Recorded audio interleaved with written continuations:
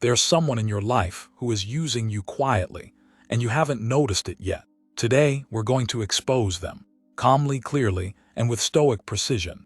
Most people only realize they're being used after months of emotional exhaustion. But there are early signs, subtle, quiet, and easy to ignore, that reveal the truth long before the damage is done. If you're tired, frustrated, or confused by someone's behavior, pay very close attention. Stoics believe the first step to reclaiming your peace is recognizing who is draining it. Let's begin. Sign number 1. They only come to you when they need something. Users have a predictable pattern. They disappear when life is good and reappear the moment they need a favor, your time, or your energy. They don't check on you. They don't ask how you're doing. They don't show up when you need help. But the moment they need something, suddenly they remember your number.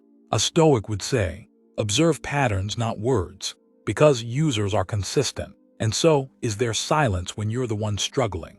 Ask yourself this: if you stopped giving, would the connection disappear? If the answer is yes, you're being used. Sign number 2, they give you just enough to keep you around.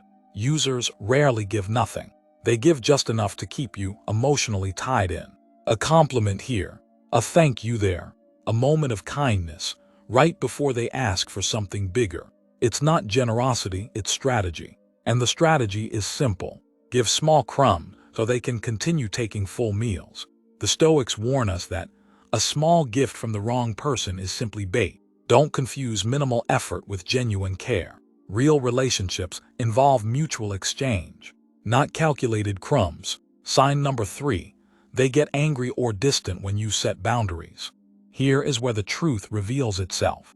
A healthy person respects your no. A user resents it. Watch what happens the first time you decline a favor. Stop giving money. Stop doing emotional labor. Stop fixing their problems. Stop letting them drain your time. Their reaction tells you everything. A user's entitlement is exposed the moment you refuse to serve their self-interest. They may guilt-trip you. They may act offended. They may accuse you of being selfish. But a Stoic knows this. Your peace is not up for negotiation. Boundaries do not scare good people. They scare users. Sign number 4. Your energy drops every time you interact with them.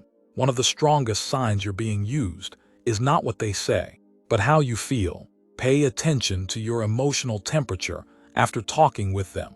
Do you feel drained, guilty, responsible for their problems, pressured to help, emotionally heavy? When someone values you, you feel uplifted, grounded, and understood.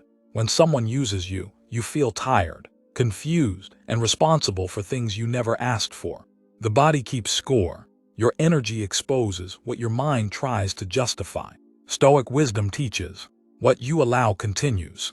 If every interaction drains you, you're not in a relationship. You're in a transaction, and you're the one paying the bill. Sign number 5.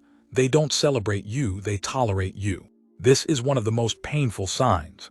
Users don't want you to shine.